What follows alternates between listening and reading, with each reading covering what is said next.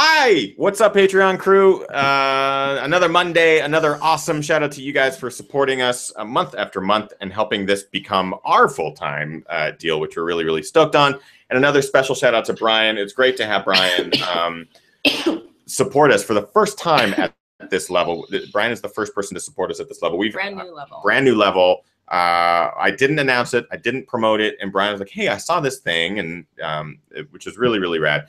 I also was realizing that I want to make sure that I shout out all of our top tier Patreon supporters from like week after week, because they've like Matt and Darren and David and a lot of these people have been doing it since day one of Patreon support. They've jumped in there and have supported us week after week or month after month, week after week for the entire duration, and it's been just incredible. So I'm probably going to do more shout outs at the end of every show for our top tiers, including Brian, who helped make this month's shows happen. All right, so we got Katie. We've got tons of questions. We are going to do what we do every single Monday with you guys and kind of rapid fire through questions with Katie, because there was a ton that we didn't get to in the live show. Go for it. All right, question from Jesse. Katie, how many pacers will you have and how long will they run with you? I'm actually having 4 pacers just because all of my crew can run and wants to run. So each of the first 3 will do a pass. That'll be like 14 miles and then like 12 and then only 10. And then Dom's going to do the last 18, which will be 2.5 passes. That's pretty cool that you're able to cut it up that much. Yeah, because most people will just do 2 this way. But I'm just fortunate to have enough people that like want to run, and even just doing 1 pass, that's a long time. So yeah, and I think it'll be fun. Right? Yeah. Oh yeah, multiple hours, and I'm looking forward to like getting to hang out with each of them too. I think it'll, add some spice to the end of the race. I mean, I remember I only had 2 pacers. It was you and it was Gary Robbins, but I was able to look. I had like, okay, I get to run with my wife for hours, and I get to run with Gary for hours. So I feel like that's probably something that's going to help fuel you forward. Yeah, is knowing I get to drop this asshole off and get to pick up someone else. Oh, I'm so excited. That'll be fun. Question from Wing: does Hard Rock have rules about how early a pacer can join?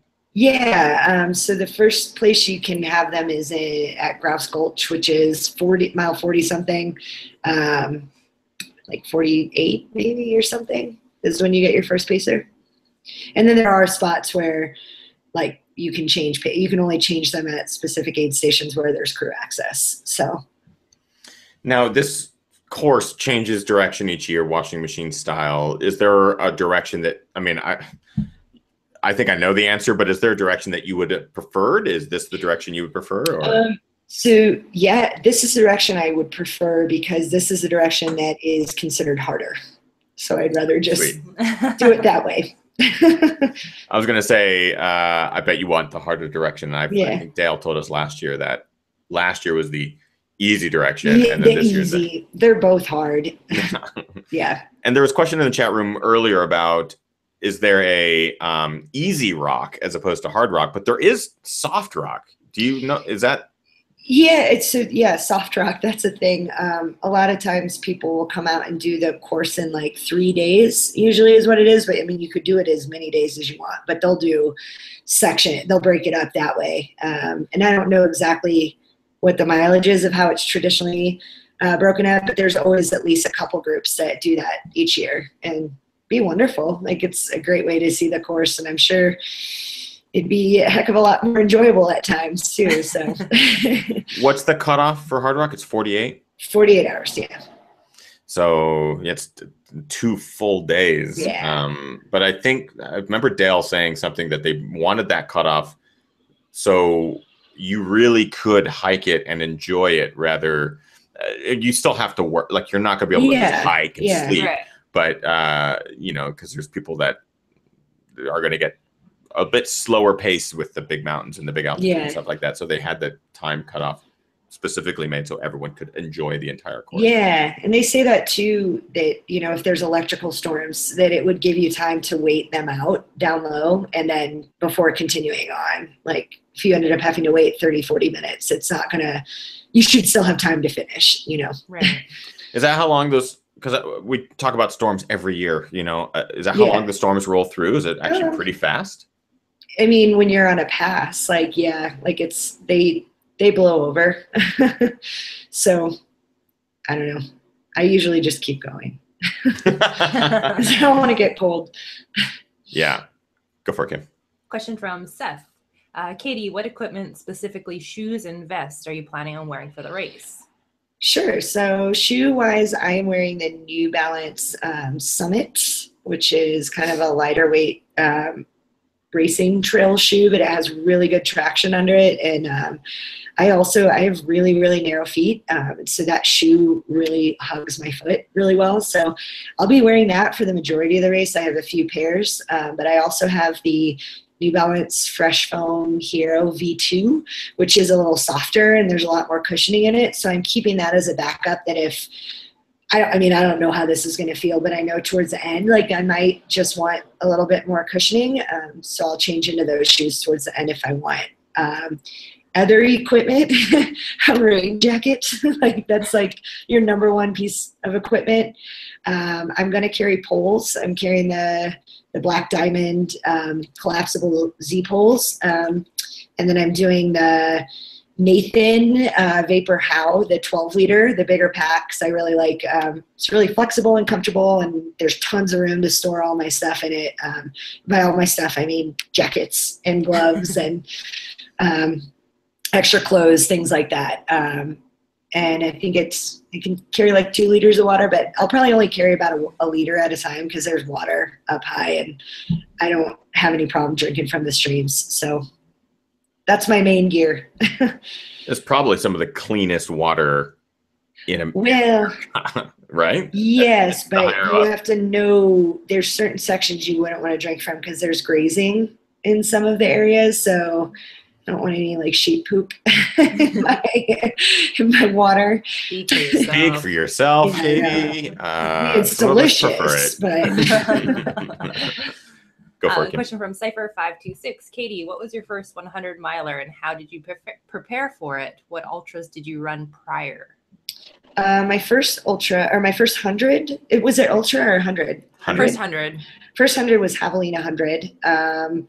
Back in 2009, and I basically ran that because all my friends were training for 100 for Angeles Crest, and I was training with them, and they were like, you should run 100 too because you're doing all the training. So I actually mainly trained for AC with my other friends. And the main thing for me from going from like shorter distances or even shorter ultras was just the like back-to-back long runs. I went up to the San Gabriels all the time and just did a lot of long runs, and that seemed to work. And what was that? Oh, the other question was, what other ones have I run? Ultras leading up to that, I think, yeah. Leading up to Javelina. Yeah. I had only run, I ran Shadow of the Giants 50K the end of May. Then I ran Headlands 50 miler in August, and then I ran Javelina 100 in whatever that was, October. It was pretty rapid fire, but I was also really young, so. I think that's awesome. You're like, screw it, I'm running 100. Yeah, Dom kept sending me links, and I kept clicking them and giving them my money. That was basically how that happened. Good question from Dan regarding enjoying a shot of tequila on the top of Kroger's Canteen. I don't know about me personally. I did it as a pacer for sure, and I will probably harass my pacer into doing it. I'm sure he won't take any harassing. He'll do it. I don't think that will probably be the case for me, but they also have O'Doul's up there, and that's actually something that I have in my my crew arsenal anyway, is O'Doul's. I really like drinking non-alcoholic beer out here. It works really well for me. So I will say yes to the O'Doul's. I cannot guarantee that I will be willing to take a shot of tequila. That's so interesting. Why O'Doul's? Is it because it has that hint of beer but without the alcohol in the back end? I think so, because I've actually the last race I did, Jemez, I started, which is a 50 miler, I started puking in my mouth a little bit the last like 8 miles. And at the last aid station, they opened the cooler and there was a Heineken sitting there, and I drank a bunch of it, and I was like, I feel way better.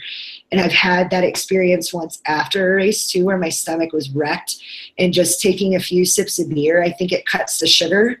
It's just something completely different. And so for me, I think it was more like the tasting, and I don't want to drink alcohol during a 100-mile race. I mean, I know people do, but for me, I don't know. Like, I think it's more of just a tasting, and it being so opposite from everything else that I eat that's my case for doing that.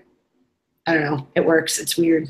People drink pickle juice, so whatever. Right. That's true. Peter K2 has a great term for your vomiting just a little bit. He's calling them the verps, which I'm guessing is vomit burps. That's kind of what it was. So thank you. Verps. Verps. Question from Amber. Do you enjoy listening to music during your races or prefer no additional sounds? It varies. Sometimes I do. I usually carry a little player of some sort. And sometimes I've had hundreds where I never listened to music at all. And I've had hundreds where I loved it while I was by myself, kind of in the middle. It enhanced the experience for me. So yeah, I'll carry something and turn it on if I feel like it. Sweet.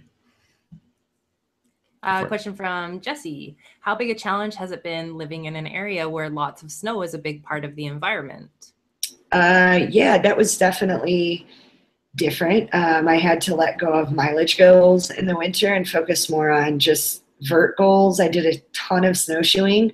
But I also, fortunately, I can just drive down the pass and get out of the snow. So, and also like the roads. I did a lot of road running, but it was wonderful because it's in the middle of the forest and there's snow everywhere. So I just had to switch things up. It wasn't so easy to just go head out to the Santa Monicas every day. I had to do a little bit of road running or a little bit of driving to get dry trails. And then I really enjoyed the snowshoeing. I think it made my quads really, really strong. And I noticed my downhill got a lot better from snowshoeing too. So you now live in an area, well, right now you're in Colorado, obviously, but home is in an area that puts you right at the tip of some of SoCal's biggest peaks. Yeah. And just like following the news, and we talked about this today, the stories that you hear coming out of here about people that are unprepared and stuff like that. Do you have any advice for anyone that's looking to come to Colorado to experience these mountains that maybe would be unfamiliar with these mountains? Is there advice that you would give people?